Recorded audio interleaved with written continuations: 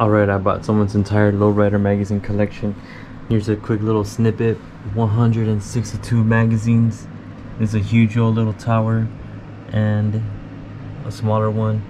I got magazines all the way from the 80's all the way to the, the early 2000s, and it's a beast. It's a behemoth. But in this video, I'm just gonna talk. I'll show you all the magazines that I got. I'll flip through them real quick, and then at the same time I'll talk about how I purchase magazines and how much I get them for.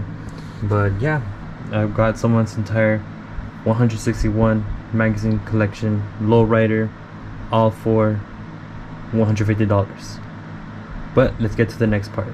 Alright, here we go, starting off with July 1988. I'll flip through some of them just so you can get a clear picture of what they are. All these are really cool. LA Cruising.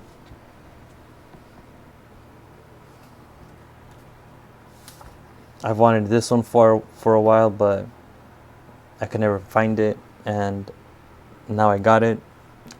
Really cool front cover, really different. Let's see the centerfold real quick if we could find it in time. If not, it's cool. Kinda low. Badass. This isn't the centerfold, but still cool. So I got this whole magazine collection from a collector called Paco from Carson. He's also part of a car club, but I forgot which one. And super glad he was selling his entire collection. Hawaiian special edition. This one says Westside Wilmas Sur 13. Westside Wilmas on top, right there in the car. Really cool. Here we have 1989 Hot Shows Hoppers.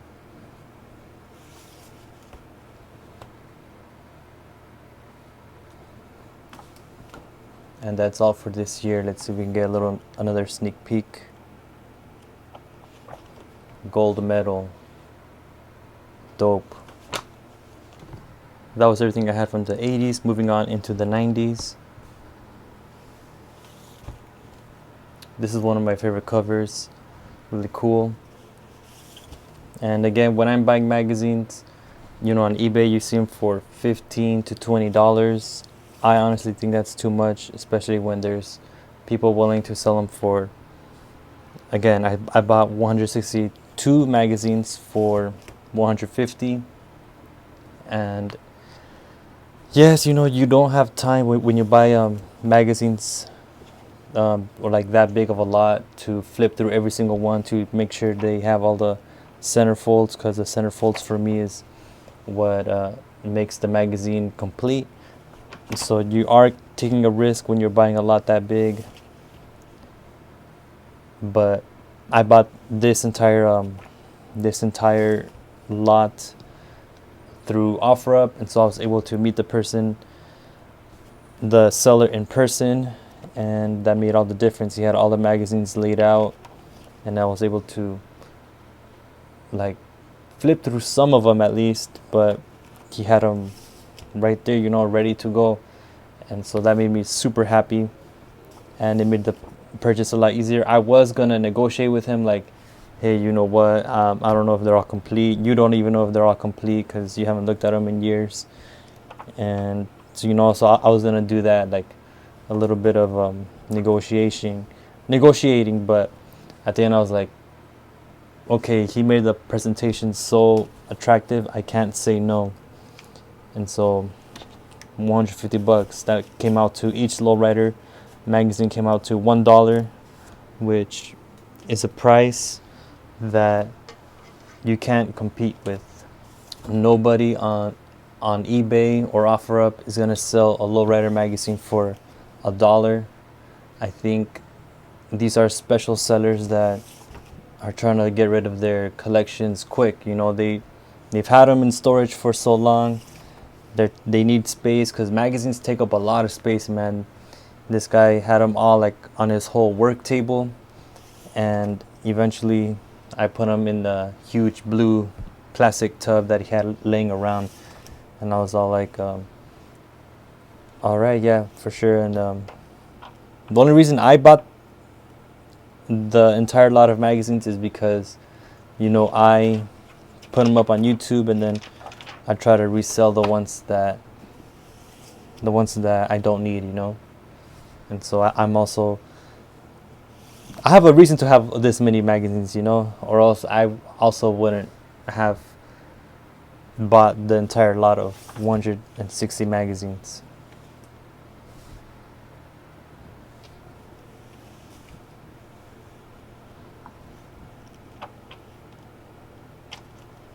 The centerfold Budweiser, boom.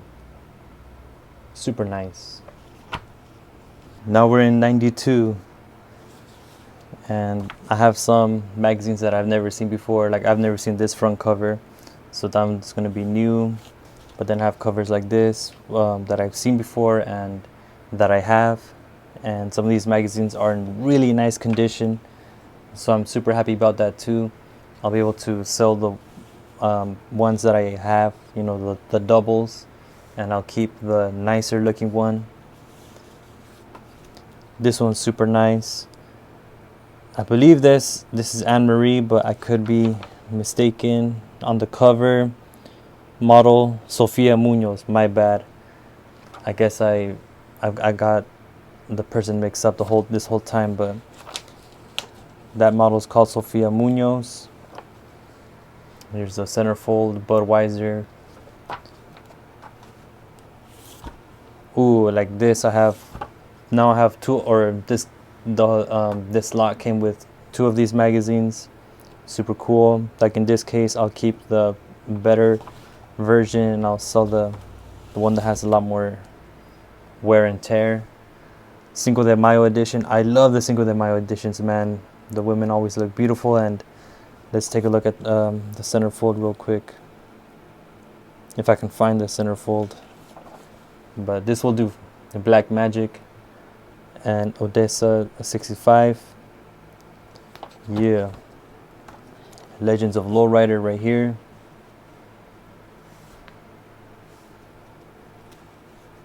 And one thing I like about Lowrider magazine, above all other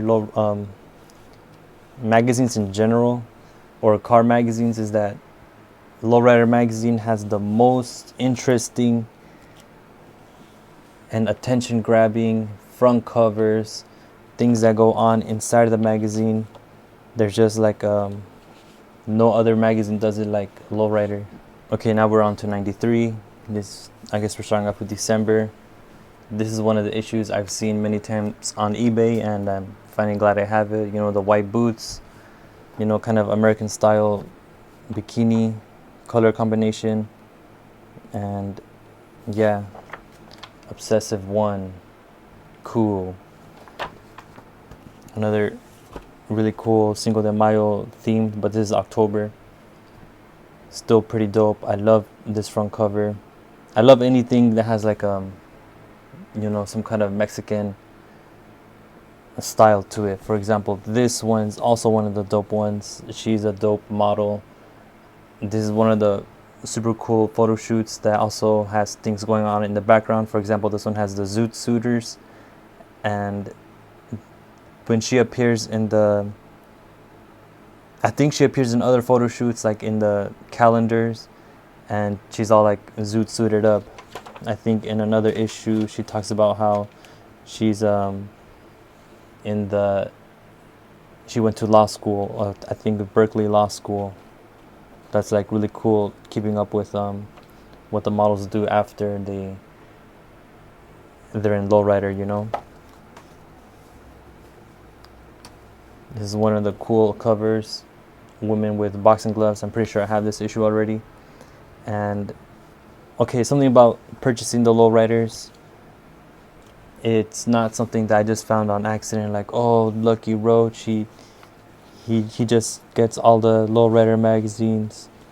He has the Lowrider thumb or whatever. Yeah, but it's also like, for a while, for like a good year, I would like, my life was like overran by magazines. I would wake up, the first thing I would do before anything was go to OfferUp, go to Mercari, go to eBay, and just check all the notifications, you know, if anything new came up. And a lot of times there's nothing going on, and it's just like me wasting time. But then, you know, during my lunch break, I'm on OfferUp looking at the people that put stuff up, or even after work, you know, pull out my phone and check what's going on. So then I was on those apps, those 3 apps daily: eBay, OfferUp, Mercari. And then eventually on OfferUp I found one that said, oh yeah, selling in Carson, 150 for like a huge tub of Lowrider magazines. And then that's when I knew, dude, when there's someone selling their entire Lowrider magazine collection for 150, you know, 150 isn't even that much money. So I'm like, why not? Why the hell not? And even then, I kind of, if I know it's like a super badass deal, I'll message them immediately and I'll be like, I'm down to buy this for 150. When can I go?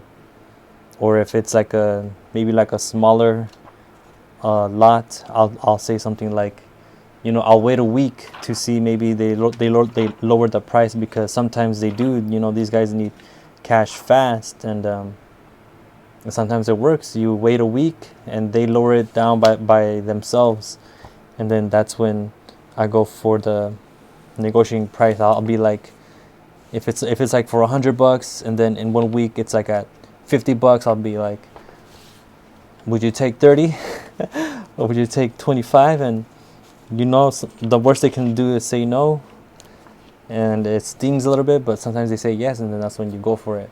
294. And like I was saying, if you can negotiate, but if you see a good deal that you've been thinking of for the past year and it's already at a good price, sometimes you have to respect the seller's selling offer and then just take that offer, you know, and be like, because, you know, these offers only come like once a year, once every 3 years, maybe once in a 10-year while, because I don't really see too many people selling their Lowrider magazines for that good of a price. You know, some people try to oversell, you know, $20 a magazine. I'm like, no. And yeah, dude, ain't nobody got like $20 to spare on a single magazine. So yeah, take the opportunity when you see it. And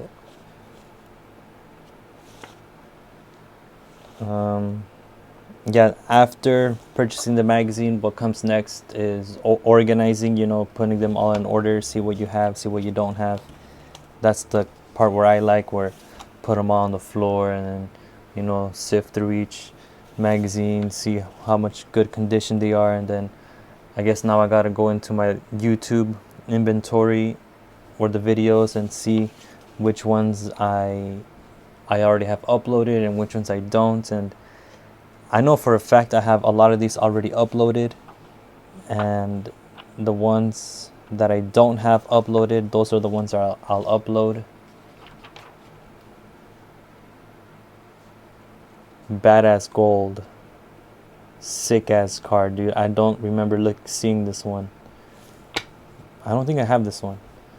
I know for a fact I have this one. I've seen this one. And yeah, so now for me it's all about organizing my magazines. I'm gonna do exactly that, look through my YouTube videos and see what I have up and what I don't have, and then I'll have to resell all the ones that that I have extra. Now we're on to 95. And when I went to pick up the magazines, I remember the seller asked me, what are you gonna do with all these magazines anyway? Like, why do you want them? All kind of suspicious. I'm like, well, you know, I put them up on YouTube, and then I try to resell the ones that I have extra. But yeah, pretty funny. Another reason why I like these Lowrider magazines is because they have really cool just reference. And since I like to draw, I haven't drawn anything Lowrider in a while, but I hardly even post my artwork on my YouTube. But like this would be so cool to draw. let's see, the centerfold, like just scenes like this, things from the 90's. I like pictures like that too. I think I kind of grew like an interest for the old stuff, and I guess collecting Lowrider magazines not only gives you the cars and super dope information, but also for me it means like I can look into the past in a little time bubble, I guess, or whatever, and it's like a time capsule. A little bit better than, you know, the internet, because a lot of these things aren't even on the internet. And another part about organizing the magazines is sometimes, oh, this is one of my favorite covers only because the owner of this car is from Santa Ana, so that was pretty cool. But oh yeah, another a part about organizing the magazines is putting them in sleeves. So I'll make a separate video about that one day where I'll show you guys how I take care of my magazines. I put them in a bag and board, what they call it in the comic book world. They have like a little cardboard that kind of goes like behind it, and then I put that in a little plastic sleeve, and then I put the plastic sleeve that has the magazine inside in a box. And so, you know, those white boxes, so I have like 3 or 4, pretty sure I have like 5 boxes with just Lowrider magazines. And that's how I take care of my Teen Angel magazines as well.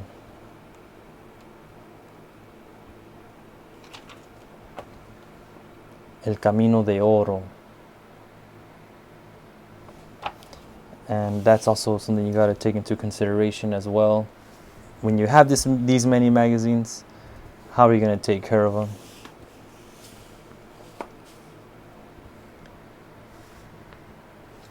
And this is the last one for 96.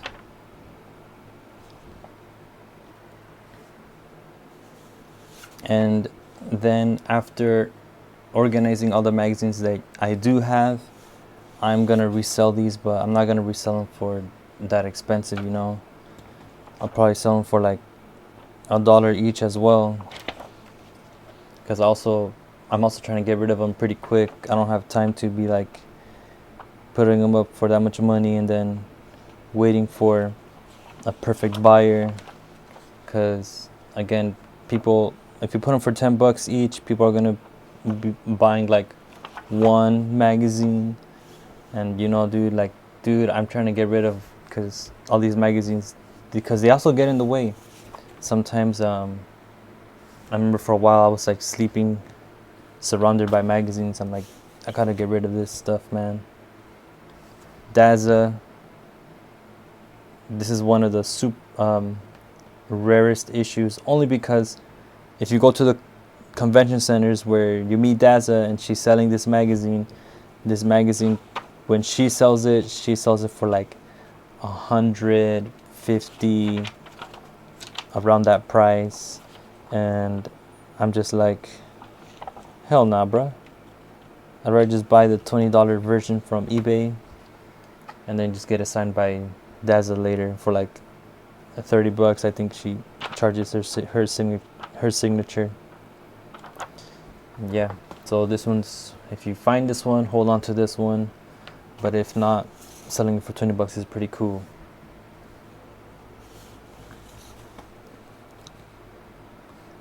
This one is an issue one of my viewers was looking for. I was gonna buy it on eBay as well, but somebody outbid me on this issue. It was going for like, he was selling for like $10, and then I put like $11, and then someone went up to like 15. I'm like, I'm not gonna buy it for 15, and then plus taxing and shipping. So I'm super glad that it came on here, that it came with this this lot. So now I gotta put it up on my YouTube and add it to my collection. 20th anniversary. Here we are with 98, and by this time the Lowrider magazines have gotten fat, dude. And by that I mean average. Each magazine has about 200 pages, like 230 pages. And that's wild, man. It's crazy. This one was a really cool issue. This was like San Francisco, Hawaii kind of areas.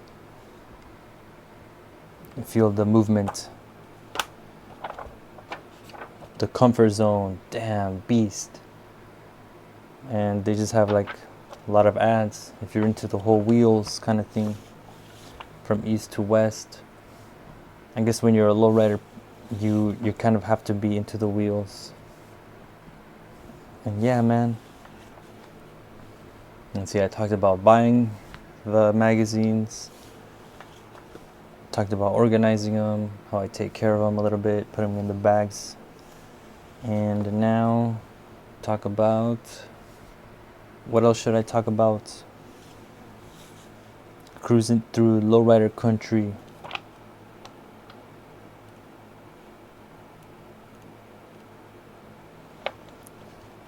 Jordan sportswear. Nah, not cool enough. Euro, all the lowrider DVDs. I'll be uploading a lowrider DVD like within the next month. So that'll be cool. The year is 1999. Let's get to the good stuff. Bam, bam. Yeah. I don't even know what else to say. What else to talk about?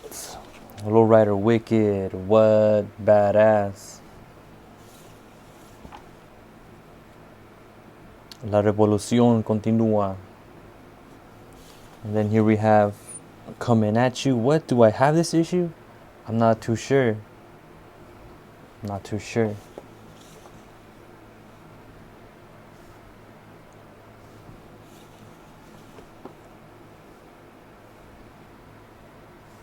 And you know, at some point, lowrider becomes hella commercialized, just becomes like a commercial titan.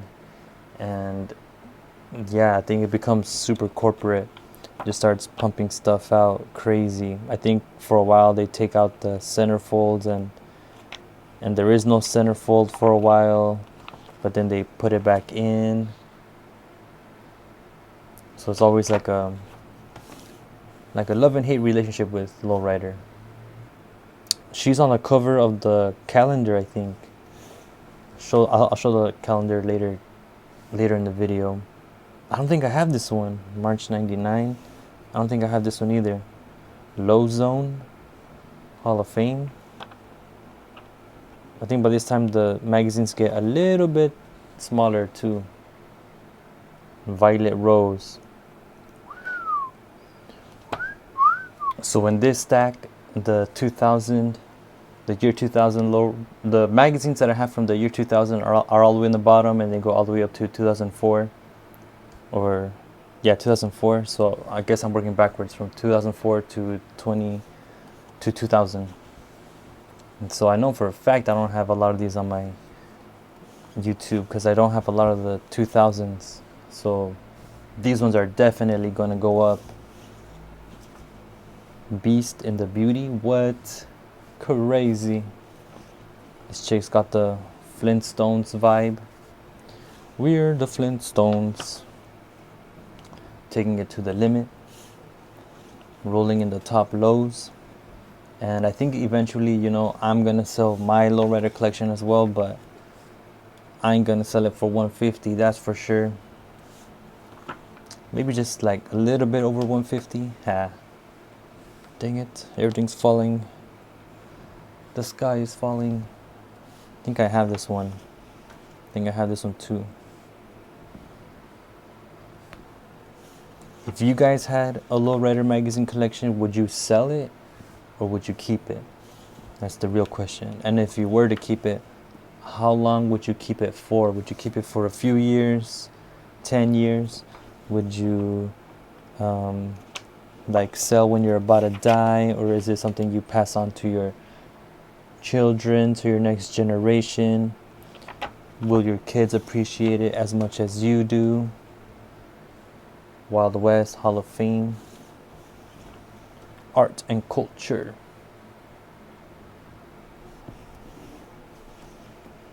Hitting the streets, hitting the streets, hitting the baddest. Here we go, more than evil.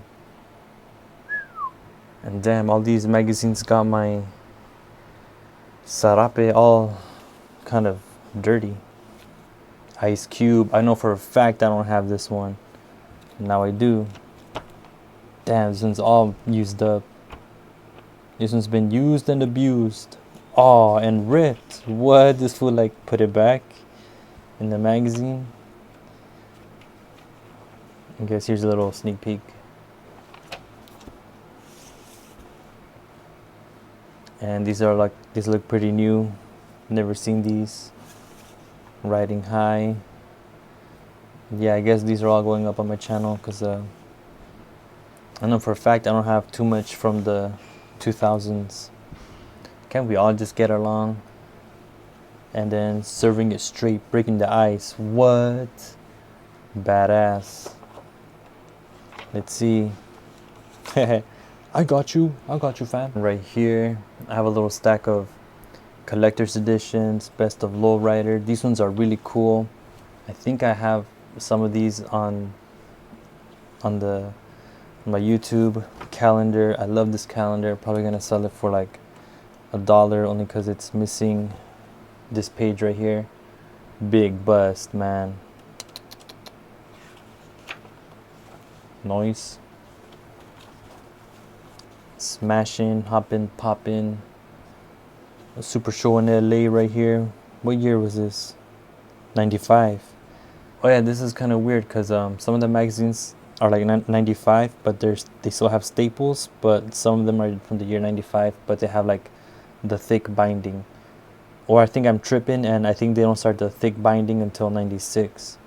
This is issue number 2, I believe, just because right there, I don't know if you can see really well from here, from your point of view, but right there it says 02. And what I learned from the barcodes is that the number right here, that's the issue. So this is number 2. And hey, dude, kind of makes me wish that I didn't sell my other Orlies lowriding magazines, but maybe should I start should I start collecting Orlies lowriding magazines? Because man, it gets a lot, man. There's Orlies, there's Street Customs, and you know that's too much to collect. Where's the centerfold on this one? You know, when will it stop? Because you can't just have one Orlies lowriding magazine. You gotta have like 10, or like gotta have the whole year. And you can't just have one Street Customs magazine. Or at least I want to have like the whole thing, you know. And then you get into one magazine, you get one issue, you want to have another issue and another issue, and then these get pretty expensive real quick. And then they don't have you can't find Street Customs for $1 each, because people don't have huge Street Custom collections. They have lowrider collections, and those are easier to find than Street Customs. So everything Orly, Street Customs, those are harder to find, and those ones I've never seen for under $5. I've seen some for like $5 each, and you know, but there's only 4 in the whole lot. And yeah, so I get those when they're $5 each, because I know I'll be able to sell them for $5 after I put them up on YouTube. But I don't know if I want to keep I don't know if I want even like to hold on to that many Street Customs, because then I burn a big hole in my pocket, you know. Oh, back to the Orlies. And that's sad for me, because I'm investing so much money into buying magazines, and I also I need to get my money back, fool. And I do that by reselling the magazines. Like, this is badass. Dragon Slayer, cruising into the future. And so yeah, you gotta make a sacrifice to somewhere, and this is where I draw the line. I kind of told myself I will only collect lowrider magazines, because I can no way Jose get into Orlies and street customs. Way too much, man. I mean, look at that. So cool. Like, who doesn't want to have a collection of this stuff? But if you want to do it right and play the collecting game right, you ain't gonna have like just 5 magazines. You're gonna have like a whole little stack. And that's where things get a little tough for me, because I mean, come on, how can you say no to this? I have this one.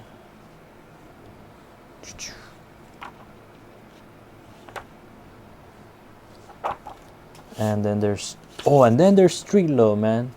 Look, I even got doubles. Double. The double D's. Let's see the centerfold. Kapow. The dream. And this is the last Streetlow. Streetlows I've seen are pretty cheap on the apps. And so I sell them, well, when I say cheap, I mean like $5, because from what I've seen, they're pretty hard to get rid of.